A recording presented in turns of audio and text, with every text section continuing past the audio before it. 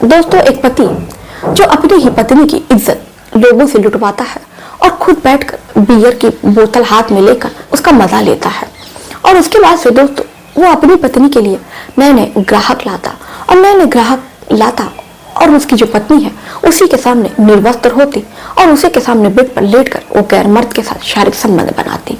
तो दोस्तों, आखिर में महिला की क्या मजबूरी थी कि उसको ऐसा करना पड़ रहा था कि उसका ही पति उसके लिए गैर गैर मर्दों को लाता और उसके बाद से उसका जो पति है बैठकर बियर की बोतल खत्म करता और उसके बाद से पति अपनी ही पत्नी को किसी गैर मर्दों के साथ शारीरिक संबंध बनाते हुए देखकर वो बहुत ज्यादा खुश होता।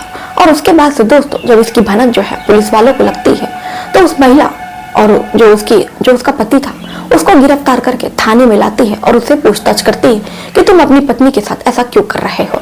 और उसकी पत्नी से भी पूछा जाता है कि तुमने कभी इसका विरोध क्यों नहीं किया, तुम क्यों अलग अलग मर्दों के साथ तुम सोती रही। उसके बाद से दोस्तों दोनों ने कुछ ऐसा खुलासा किया जिसे सुनने के बाद आपको अपने कानों पर विश्वास नहीं होगा। तो आखिर में दोस्तों उस व्यक्ति ने और उस महिला ने पुलिस से ऐसा क्या कहा कि पुलिस के भी पैरों तले जमीन खिसक गई। तो ये जो कहानी है दोस्तों काफी ज्यादा दिलचस्प कहानी है और आपको भी पता चलेगा कि समाज में कैसे कैसे भांति भांति लोग रहते हैं और जो उनकी सोचने समझने की प्रवृत्ति होती है उनमें कितनी जंग लुक चुकी है, उसमें कीड़े पड़ चुके हैं। तो दोस्तों, इस घटना को पूरा जानने के लिए वीडियो के अंत तक बने रहिए।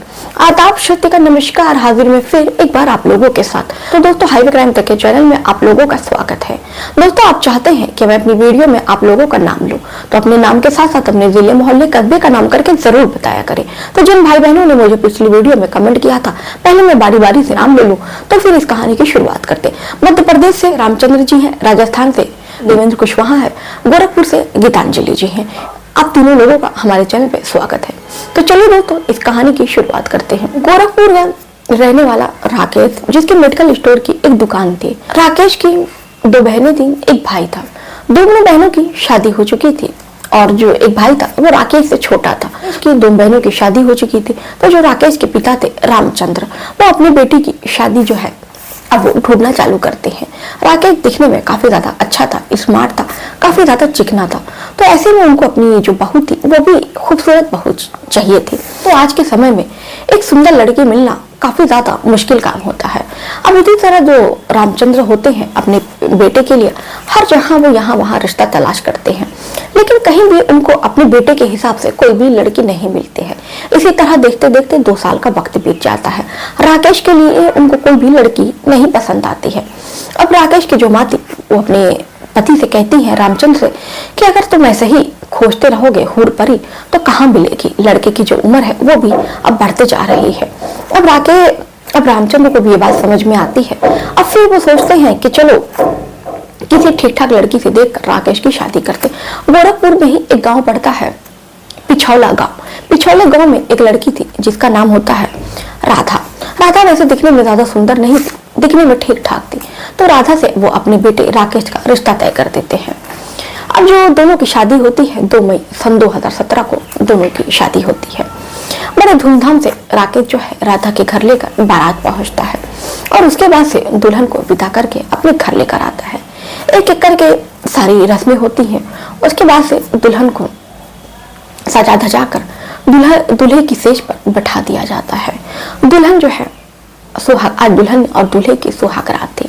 दुल्हन सेज पर बैठे हुए अपने पति के आने का इंतजार कर रही थी। अब जो दोस्तों दूल्हा होता है वो अपनी दुल्हन के कमरे में आता है। दुल्हन के कमरे में आता है और उसके बाद से अपनी दुल्हन का घूंघट उठाता है।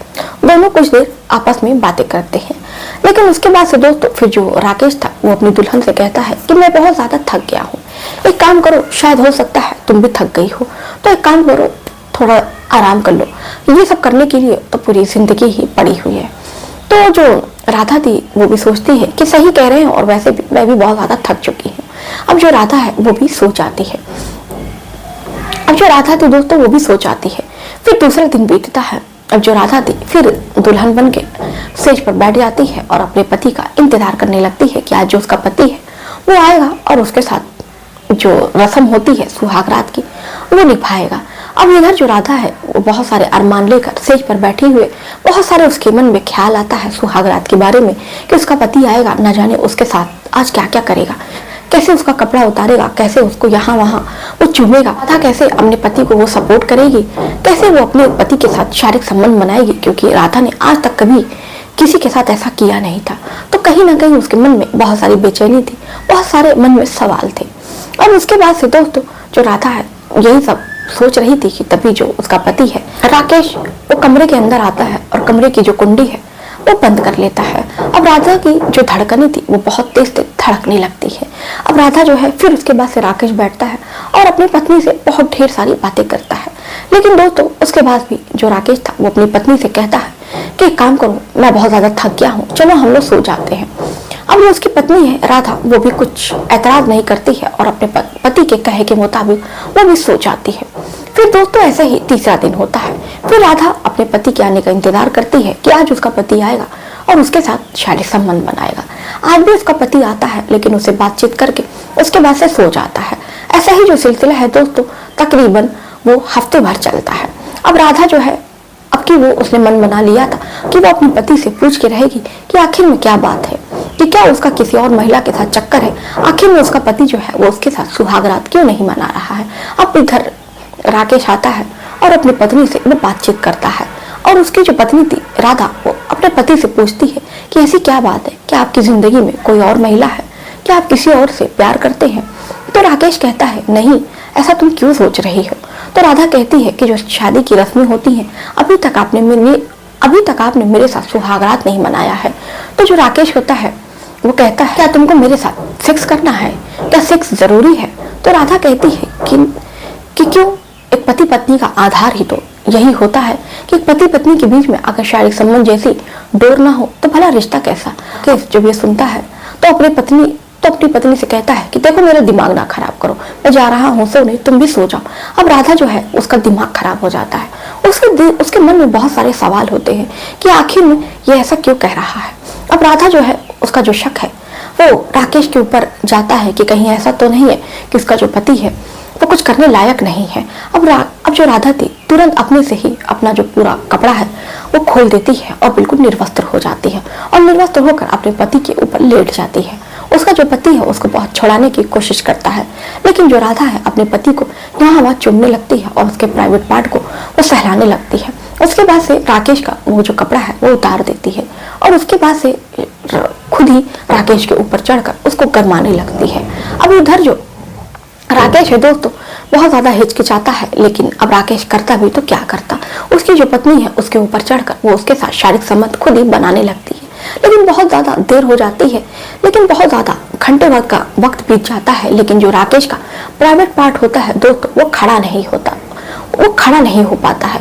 और जो राधा थी वो समझ जाती है और राकेश से पूछती है कि आखिर में ऐसा क्या है, मैं इतनी देर से कोशिश कर रही हूँ, तुम्हारे प्राइवेट पार्ट को सहला रही हूँ, बैठी हुई हूँ, तुम्हारे साथ शारीरिक संबंध भी बना रही हूँ, लेकिन तुम्हारा जो प्राइवेट पार्ट है वो खड़ा क्यों नहीं हो रहा है। तो फिर जो राकेश है उसको अपनी पत्नी को बताना पड़ जाता है कि दरअसल वो नपुंसक है, उसका जो प्राइवेट पार्ट है वो खड़ा नहीं होता है, वो बिल्कुल ढीला पड़ गया है। अब जैसे ही उसकी पत्नी ये बात सुनती है उसके बिल्कुल होश उड़ जाते हैं और वो अपने पति से कहती है कि अच्छा अगर ऐसा था तो तुमने मेरी जिंदगी क्यों बर्बाद की, बताओ भला, तुमने तो मेरी जिंदगी बर्बाद कर दी। उसके बाद से जो राधा थी वो बहुत ज्यादा रोती है, धोती है, और लेकिन उसके बाद से दोस्तों राधा जो है वो क्या करती, ये जो बात है वो अपने ससुराल वालों से ना कह सकती थी ना वो अपने मायको वालों से इस बारे में बात कर सकती थी। ज्यादातर दोस्तों ये जो लड़कियां होती हैं, ज्यादातर दोस्तों लड़कियां जो होती हैं इस बारे में सेक्स जैसी बातें करने में शर्माती हैं।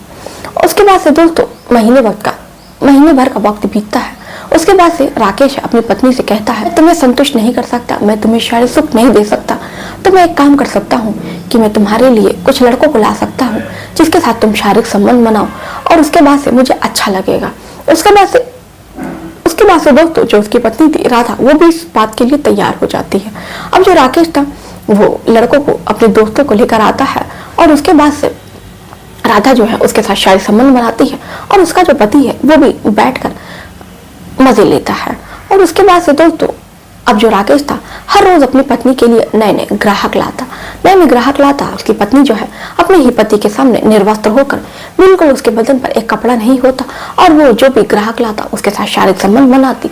और उसके बाद से दोस्तों ये जो सिलसिला है तकरीबन साल भर चलता है। उसके बाद से दोस्तों ये जो पति पत्नी होते हैं उस नए मर्दों से ये पैसा लेना भी चालू कर देते हैं। इसी पैसे की नोकझोंक के कारण एक व्यक्ति से इनकी नोकझोंक हो जाती है, और वो जो व्यक्ति होता है खुन्नस निकालने के लिए वो पहुंच जाता है गोरखपुर पुलिस थाने, और गोरखपुर पुलिस को यह सारी सूचना देता है। एक पति अपनी पत्नी से धंधा कराता है, और उसके बाद से जैसे ही पुलिस वालों को यह सूचना मिलती है वो पुलिस वाले होते हैं पति पत्नी दोनों को पकड़कर थाने में लेकर आते हैं और उनसे पूछताछ करते हैं।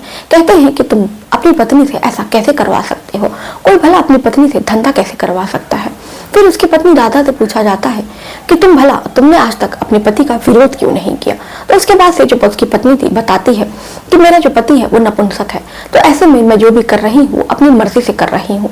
मेरा जो पति है इसमें मेरे पति का कोई दोष नहीं है, मेरा पति जो है वो मुझसे जोर जबरदस्ती नहीं करता है। और उसके बाद से दोस्तों जब पुलिस वाले भी सुनते हैं कि खुद ये अपनी मर्जी से कर रहे हैं, तो उसके बाद से वो भी उनको दोस्तों छोड़ देता है। दोस्तों ये जो खबर है पूरे गोरखपुर में फैल जाती है, और कई न्यूज रिपोर्टर इसको अपने अपने चैनलों पर छापते हैं और अपने अपने चैनलों पर दिखाते हैं। तो दोस्तों ये थी घटना। तो दोस्तों इस घटना पर आपकी क्या राय है, अपनी राय कमेंट में करके जरूर बताइएगा। तो चलिए दोस्तों मिलते हैं फिर ऐसे ही किसी और घटना के साथ।